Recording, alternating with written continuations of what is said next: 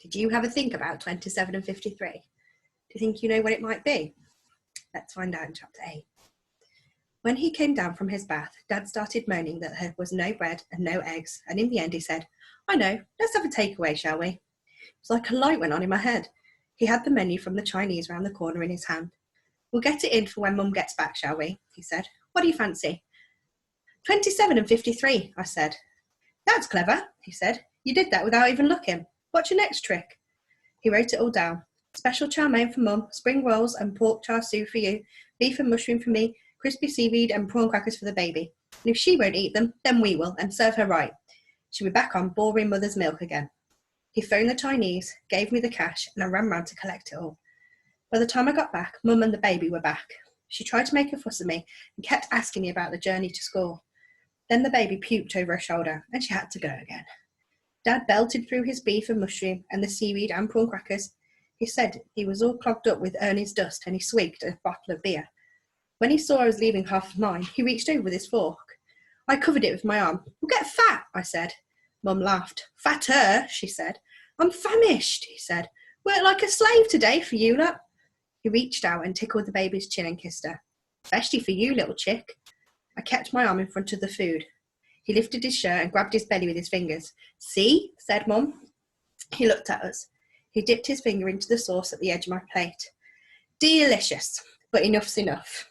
Then he went to the fridge and got another beer and a great big lump of cheese. I tipped what was left of 27 and 53 into a takeaway tin and put it in the outside bin. Chapter 9. I saw Mina again later that evening. I was in the little front garden with Dad. We stood there in the thistles and dandelions, and he was telling me, as usual, how wonderful it would be. Flowers here, a tree there, a bench over that way. I saw her further along the street. She was in a tree in another front garden on the same side of the street as us. She was sitting on a branch. She had a book and a pencil in her hand, and she kept sticking the pencil in her mouth, staring up at the tree. I wonder who that is, cried Dad. She's called Mina. Ah. She must have seen us looking at her, but she didn't move. Dad went in to check on the cement in the dining room. I went out to the gate and along the street and looked up at Mina in the tree. What are you doing up there? I said. She clicked her tongue. Silly you, she said. You scared it away. Typical. Scared what away? The blackbird. She put the book and the pencil in her mouth. She swung over the branch and dropped into the garden. She stood looking at me. She was little, and she had hair as black as coal and the kind of eyes you think you can see right straight through you. Never mind, she said. It'll come again. She pointed up to the rooftop. The blackbird was up there, tipping its tail back and forward and squawking. That's its warning call, she said. It's telling its family that it's dangerous, that there's danger near you. She pointed up into the tree. If you climb up where I was and look along the bank, you'll see the nest. There's 3 tiny ones, but don't you dare go any nearer. She sat on the garden wall and faced me. This is where I live, she said. Number 7. You've got a baby sister. Yeah. What's her name? We haven't decided yet. She clicked her tongue and rolled her eyes towards the sky. She opened her book. Look at this, she said. It was full of birds, pencil drawing, lots of them in colours, in blues and greens and red. This is the blackbird, she said. They're common, but nevertheless very beautiful. A sparrow, a lovely chaffinches, and look, this is a goldfinch that visited last Thursday. She showed me the goldfinch, the greens and reds and bright yellows in it. My favourite, she said. She slapped the book shut. Do you like birds? She asked, and she looked at me as if I'd done something that made her cross. I don't really know, I said. Typical. Do you like drawing? Sometimes. Drawing makes you look at the world more closely. It helps you to see what you're looking at more clearly. Did you know that? I said nothing. What colour's a blackbird? She said. Black. Typical. She swung round into the garden. I'm going in, she said.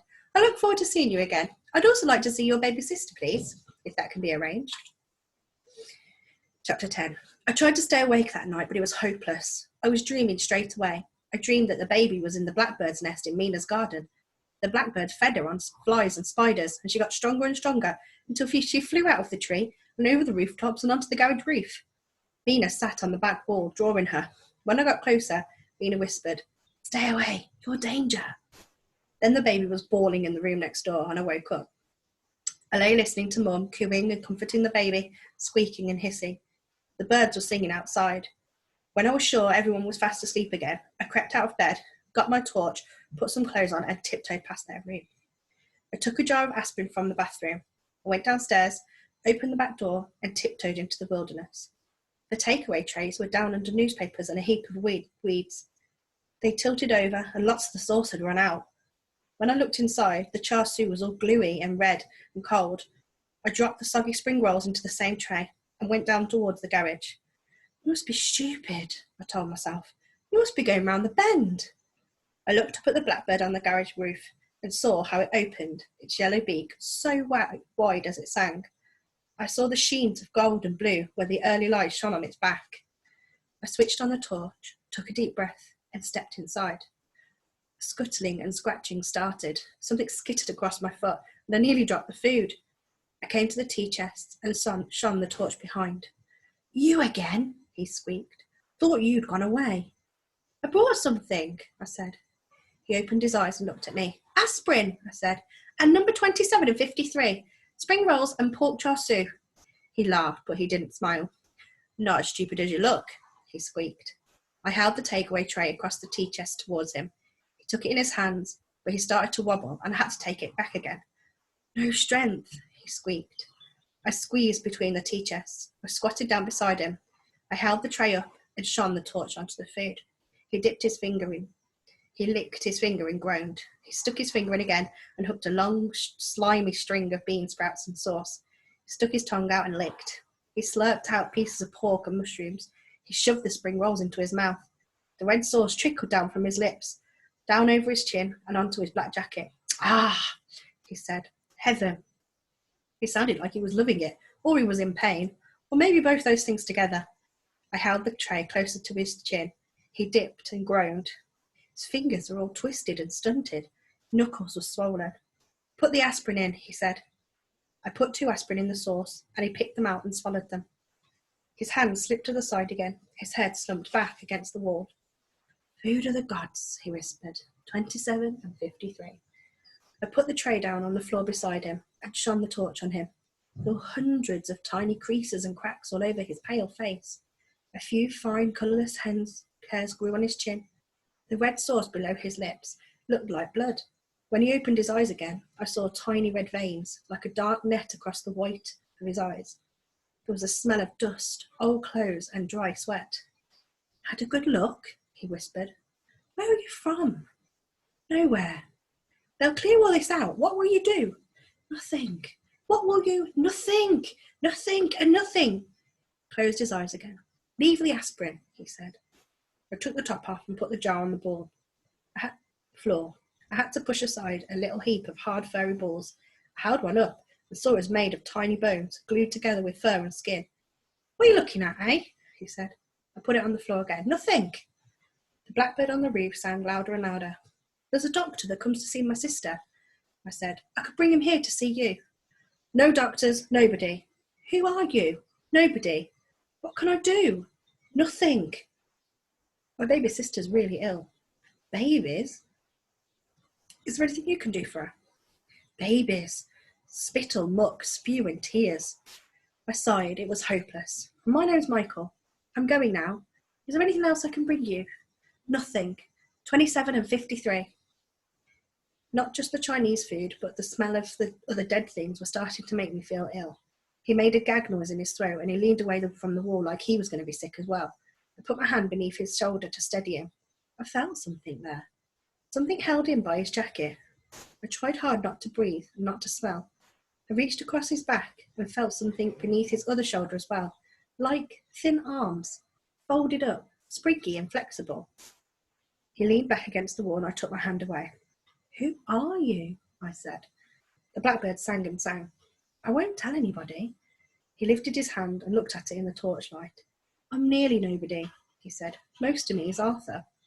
He laughed, but he didn't quite smile. Arthur-itis. He's the one that's ruining my bones. Turns you to stone, then crumbles you away. I touched his swollen knuckles. What's on your back? I asked. A jacket, then a bit of me, then lots and lots of Arthur. I tried to slip my hand beneath his shoulder again. No good, he squeaked. Nothing there's any good anymore. I'm going, I said. I'll keep them from clearing the place out. I'll bring you more. I won't bring the doctor. He licked the dry sauce from beneath his lips. 27 and 53, he said. 27 and 53. I left him, backed away towards the door, went out into the light. The blackbird flew across the gardens, squawking. I tiptoed into the house and stood for a minute at the baby's cot. I put my hand beneath the blankets and felt the rustling of her breath, how soft and warm she was. I felt how tender her bones were. Mum looked up at me and I could tell that she was still asleep. "Hello," she whispered. I tiptoed back to bed. When I slept, I dreamed that my bed was all twigs and leaves and feathers, just like a nest. What do you think he is? What do you think was beneath his shoulders? I wonder. Maybe we'll find out.